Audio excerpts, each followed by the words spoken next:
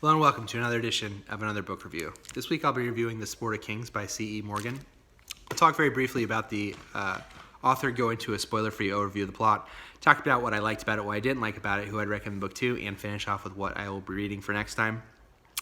C.E Morgan has published 2 novels. She's also had her work appear in publications like The New Yorker and The New York Times.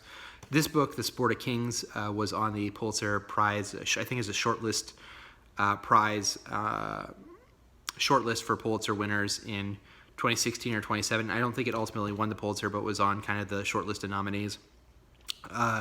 She, to the best of my knowledge, has only published those 2 novels.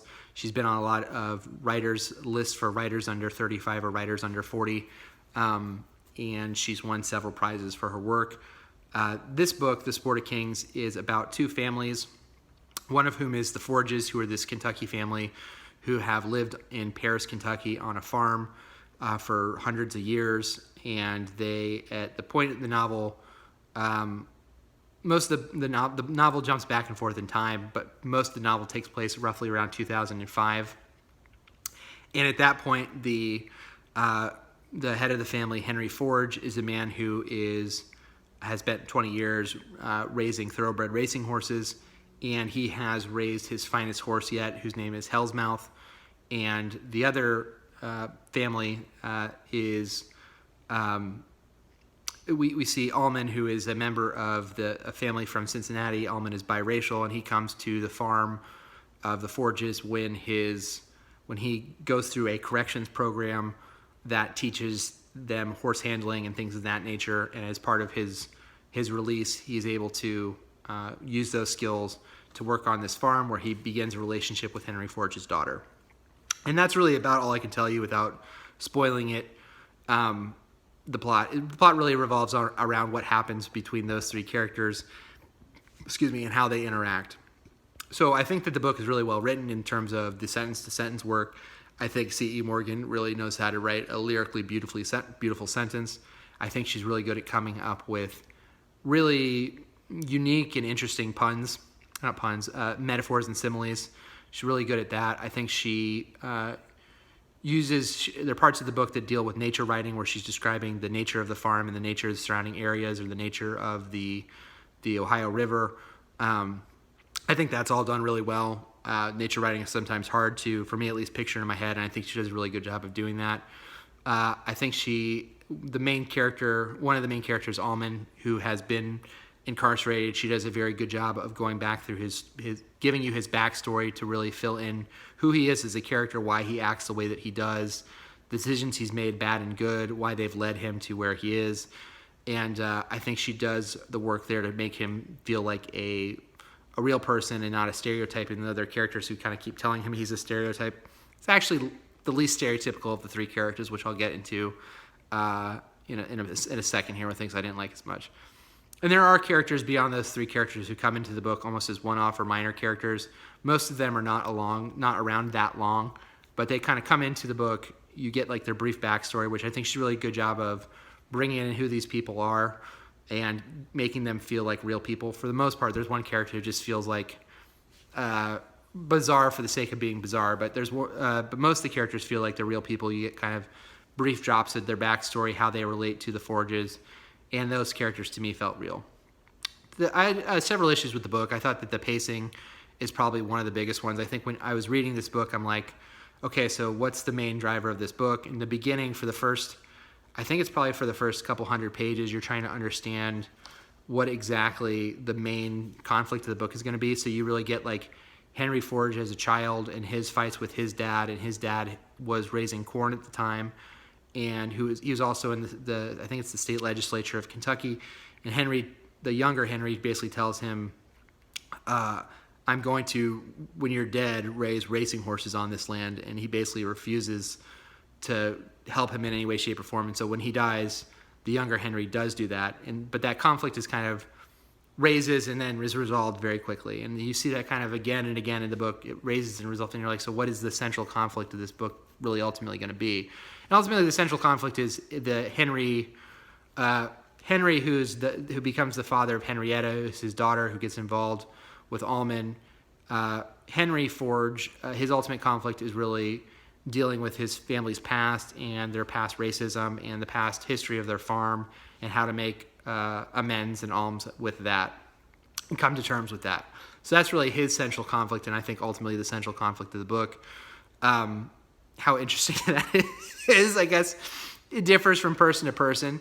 And so the way that that's done, to me, that wasn't that, I don't want no spoils here, that wasn't for me that particularly interesting. I thought I was going into a book mostly about horse racing, and it turned out mostly to be about the kind of symbolic connection between slavery and horse racing, or raising horses for any reason.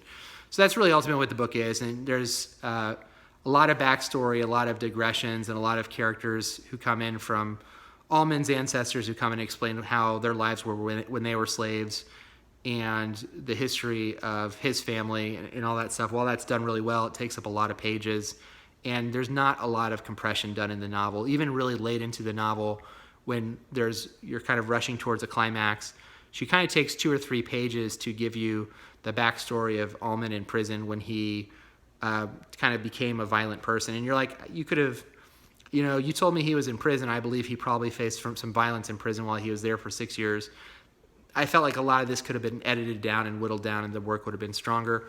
I also think, she goes out of her way to give Almond these things to make him not a stereotype. Henry Ford is really a stereotype. He's quick-tempered.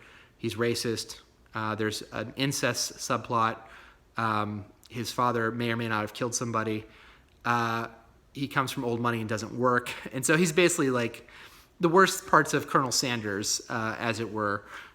So if you just take a shot every time he does something that could be described as a stereotype, I don't know if you would be able to make it to the end of this book sober. So that, recognizing that bothered me. I don't think it necessarily ruined the book. I just kind of took it on its end of just like, it is what it is, and that's the character she wanted to write. And so this is, I guess, the way we're going. But I wish there had been more nuances to that character, and he kind of goes through his growth and his change relatively late in life to the point where I thought some of that would have been stronger and would have been more interesting, I think, if it had happened when he was a little bit younger. And it doesn't really give you a lot of time in the book to really accept that he's done these things and to give you kind of like, okay, he's come to this conclusion through really earned means, and this makes sense. And so that the pacing and the length of it just didn't work hand in hand to me. Like I said, there's a lot of digressions. There's some characters who are just bizarre, felt like for the sake of being bizarre. The horse racing is good. When she writes about horse racing, I think that's probably some of the strongest writing of the book. Problem is that's a relatively small portion of the book. And instead you get kind of these interludes in the history of these two families, and you're like, I wish there had been some compression, and I wish it would have been a little bit shorter. And just in general, I think, I'll leave you at this point, as far as who I'd recommend this book to. I think if you're someone who wants to view slavery through the eyes of someone who, while they did not directly hold slaves, they kind of are coming to grips with what slavery meant in their lives. I think she has a very clear view of what it meant, and I think that there may be people who would gripe with her findings and her conclusions, but that's really kind of ultimately what the book is for that character. There's all kinds of other stuff in the book, but that's really the main, I would say, theme or story of the book. And if that's something that's interesting you, like I said, I think sentence to sentence, the book is really well written. I think that the horse racing scenes especially are really well written. The nature scenes are really well written. I think it's just a matter of the writing was really not my problem, except for the except for the use of the word gladiator, which she uses like 10 times. And that was the one thing. It's like, you're such a good writer. You keep using this one word. It's driving me nuts. But other than that, I think she's a good writer. And it wasn't so much the writing itself. It was really so much the art of storytelling in here that I think made the book difficult to like as much as I maybe could have. And like is, again, kind of in quotes, because there's so many like unpleasant things. And I think that's part of what she's doing. I don't know if you would have gotten that really from the marketing, that this book is really probably as much about slavery as anything else. But there's forced gang rapes. There is a drowning pregnant woman. There is murder. There's a horse animal abuse. There's swine abuse. I don't know if I mentioned there's incest. There's all kinds of things that are just like, I think, deeply, deeply unpleasant. So I wouldn't recommend this to maybe anybody. If you were in like a graduate level work and were just like, I want to pick up something to really see how someone handles these different things. And I will say that she does a good job of skipping through different types of writing. Like I said, there's some nature writing. There's one part in the book where she basically does like almost an Appalachian retelling of the Garden of Eden of like Adam and Eve. That's like really good, and you're like, this is really, really good. I don't know if you needed it for this book, but it's really good. So there's some things like that too, where it just felt like a lot, and the unpleasantness of the book kind of made it difficult to go through it. And there's also, like I said, there's a lot of side characters who I think, while they're well written, they kind of step on stage and then they leave the book. And one character especially steps on stage and then you don't see him again for 300 pages, and you're like, what was the point of this character? Was just to set this thing up that we're not going to see again for 300 pages. And even when we do, we don't really get the full weight of why this character was important. So my issue is not really with her as a writer so much as with her storytelling decisions that I think were really kind of poor. And the story itself is kind of just not my cup of tea personally. And so those were my issues with it. Like I said, I do think if you're someone who likes writing for hearing like unique ways of people putting together sentences and likes really powerful uses of metaphor, then I think you could do a lot worse, because there's, like I said, different writings. And what I thought was good about it is a relatively ambitious work, but to me it did feel sometimes like two books kind of stitched together, and I felt like most of the characters in the book were relatively unpleasant. Even with the unpleasant nature of the book, I didn't really find myself really rooting for anybody. Even the characters who I had some sympathies for, I think they continue to make bad choices.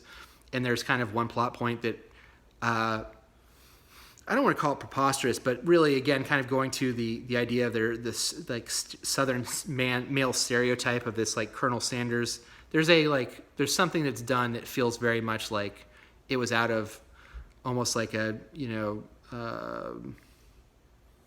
some kind of like weird romantic comedy set in the 1800s, where it's just like, this doesn't feel like something anybody would do in the year of 2005. Like it doesn't. And then there's the motivations for some of the characters, even major characters, isn't always clear.